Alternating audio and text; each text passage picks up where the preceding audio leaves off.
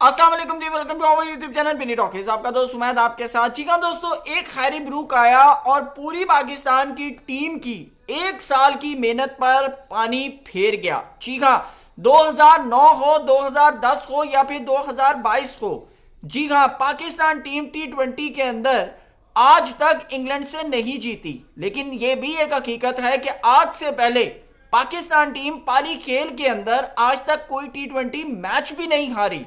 तो दो तारीखें थी, या तो पाकिस्तान इंग्लैंड को हरा सकता था T20 के अंदर, या फिर पाकिस्तान पाली खेल के अंदर पहला मैच हार सकता था। और फिर जो हुआ वो सब ने देखा कि एक खैरी ब्रूक आया और पूरी पाकिस्तान टीम के मुंह से मैच निकाल कर ले गया। जी हाँ, जिस तरह इंग्लैंड की बल्लेबाजी लड़खड़ाई तो लगा कुछ ऐसे कि शायद इस बार पाली खेल का मैदान हमारा साथ देगा।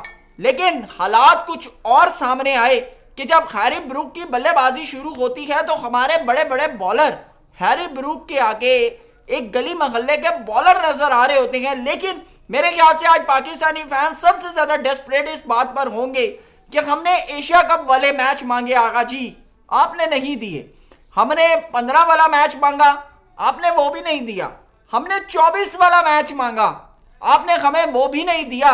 तो आगा जी अब हम रिटायरमेंट मांग रहे हैं, तो क्या वो हमें देंगे? ये सवाल है, कमेंट सेक्शन में आपने जवाब देना है कि आगा जी क्या फैसला करते हैं। वैसे पाकिस्तान ने 164 का टोटल लगाया।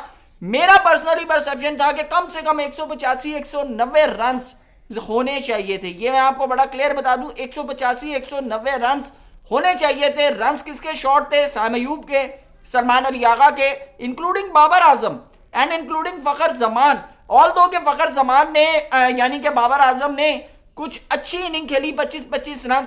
लेकिन अगर मेरे ख्याल से जहां पर साहबजादा फरहान के 63 रन थे, अगर इन दोनों के बल्ले से 50-50 रन आ जाते तो भाई मैच का सिनेरियो कुछ और होता।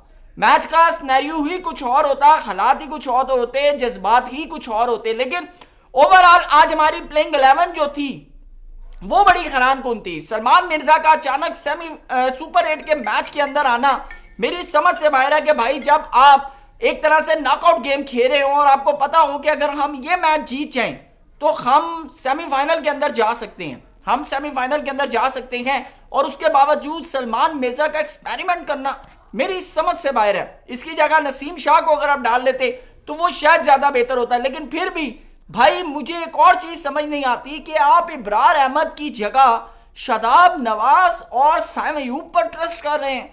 वो इब्रार अहमद जो कि इस वक्त दुनिया के टॉप 5 टॉप 6 स्पिनर्स के अंदर आता है। आपने सिर्फ एक इंडिया वाले मैच के ऊपर रन्स पड़ने पर आपने इब्रार अहमद को साइडलाइन कर दिया। क्या केमिस्ट्री आपने लगाई है यार, वेल डन। तो ये वही केमिस्ट्री है जो सूर्या कुमार यादव ने अगेंस्ट साउथ अफ्रीका अक्षर पटेल पे लगाई थी कि पाइन तुसी एडा वड्डा प्लेयर चुप के बाहर कर देता। तो ये जब आप इस तरह के ब्लंडर्स मारेंगे ना तो फिर इस तरह के रिजल्ट्स भी सामने आएंगे। ओवरऑल आज जो है पाकिस्तान ने 165 रन का टोटल किया, और बहुत से लोग उस वक्त वसीम अकरम साहब भी बोल रहे थे, वकार यूनस भी बोल रहे थे कि अप्रॉक्सीमेटली 175 180 होना चाहिए। लेकिन मेरा मानना है कि पाइन 185 190 होता तो फिर हम डिफेंड करते, फिर हैरी ब्रूक इतनी आसानी से आउट नहीं होता। आज जो सबसे ज्यादा मुझे शॉकिंग लगा वो शाहीन अफरीदी लगे। यकीन करें मुझे शाहीन अफरीदी की विकेट्स लेते हुए फिल सॉल्ट, जॉस बटलर, उसके बाद जैकब बैथल, यार क्या मैं तो मेरी समझ से बाहर थी कि आज शाहीन करके क्या है। उसके बाद हैरी ब्रूक को भी आउट किया, लेकिन रन्स खाने के बाद अगर वो रन्स उस वक्त शाहीन बचा लेते और अगर उस वक्त हैरी ब्रूक को आउट कर देते तो मैच का सिनेरियो कुछ और होता, मैच का सिनेरियो कुछ और होता, और हम शायद इस वक्त याहू और बल्ले बल्ले के नारे मारकर वीडियो बना रहे होते। लेकिन नहीं, ऐसा नहीं हो सकता था क्योंकि मेरे शाहीन ने हैरी ब्रूक से मार खानी थी और उसके बाद फिर विकेट दे लेनी थी, तो वो उन्होंने किया। उसके बाद फील्डिंग हमारी आज बड़ी जबरदस्त थी।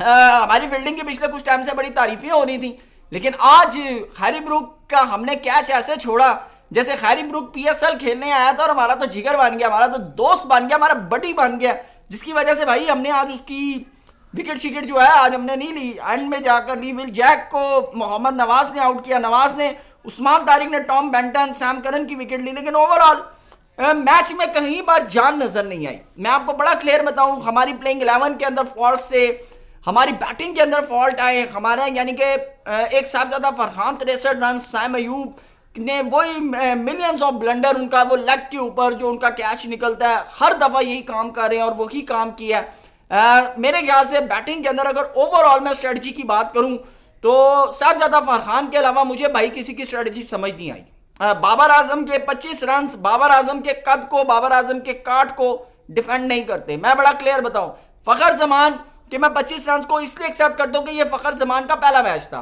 आपने उसको जो ग्रुप स्टेज के मैच थे वो आपने उसको खिलाए नहीं, इतने बड़े क्रूशियल मैच के अंदर आपने एकदम लाकर उसको खड़ा कर दिया। और आपको पता है कि फखर जमान पिछले कुछ टाइम से इंजरीज से लड़ रहे हैं, तो ये मेरे ख्याल से आप ज्यादती करते हैं और आपने बहरहाल की भी। लेकिन सलमान मिर्जा के साथ पर्सनली मैं बताऊं कि इस ज्यादती थी कि आपने इतने बड़े मैच के अंदर सलमान मिर्जा को मौका दिया, पायनो नसीम शाह को पानी बनाने नहीं बुलाया सी, समझ से बाहर। और उसके बाद आपने इब्रार अहमद वाला जो ब्लंडर मारा है, मेरी वो समझ से बाहर है कि आपने इब्रार अहमद वाला ब्लंडर मारा क्यों है।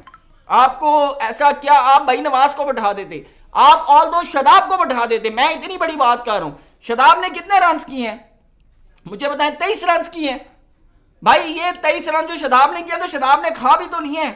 शदाब को कितने रन पड़े हैं आप देखें ना, शदाब को भाई 31 रन पड़े हैं। 23 रन शदाब ने करके 31 रन उसने खा लिए, 10 की इकॉनमी से उसको रन हुए हैं। मुझे बताएं जस्टिफाई है? शाहीन अफरीदी ने आज 4 विकेटें ली, 30। सलमान मिर्जा को 8 की इकॉनमी से रन हुए हैं। साइम अयूब को 10 की इकॉनमी से 21 रन साइम अयूब ने दिए हैं। आज तो आपका वो ब्लंडर भी खत्म हो गया ना साइम अयूब के ऊपर, वो जो आप बात करते हैं कि जी कोई बात नहीं, बल्लेबाजी नहीं कर रहा, विकेटें तो ले रहा, एकदम विकेट भी नहीं लेती। उसके बाद मोहम्मद नवाज ने 3 ओवर 26 रन 2 विकेटें ली। शदाब खान 31, उस्मान तारिक एक आपके पास ट्रम्प कार्ड है जिसके ऊपर आपने रन लोगे नहीं तो ये तो मेरे ख्याल से 12वें-13वें ओवर में भाई अगले मैच मुका जाते। बहरहाल पाकिस्तान ने बड़ी पथेटिक किस्म की क्रिकेट खेली है और मुझे समझ नहीं आ रही कि माइक हैसन बैठकर कह रहा होगा यार मैंने किसके साथ मत्था डाल लिया। वही काम जो गैरी क्रिस्टन के वक्त में हुए हैं कि गैरी क्रिस्टन परेशान हो गया था यार ये हो क्या रहा है, तो वही काम आज पाकिस्तान टीम ने माइक हैसन के साथ भी किया। ऑल दो आप देखना है श्रीलंका वाला मैच है। अब अगर स्नैरियो की बात करें तो वो भी आपके साथ डिस्कस कर लेते हैं। स्नैरियो बाइन ये है कि श्रीलंका जो है वो न्यूजीलैंड से जीते, उसके बाद इंग्लैंड जो है वो न्यूजीलैंड से जीते और पाकिस्तान श्रीलंका से जीते, फिर भी रन रेट के ऊपर डिसीजन होगा कि पाकिस्तान पहुंचता है या नहीं पहुंचता। बहरहाल कमेंट सेक्शन में अपनी कीमती राय से जरूर आगाह कीजिएगा। थैंक यू सो मच, अल्लाह हाफिज़।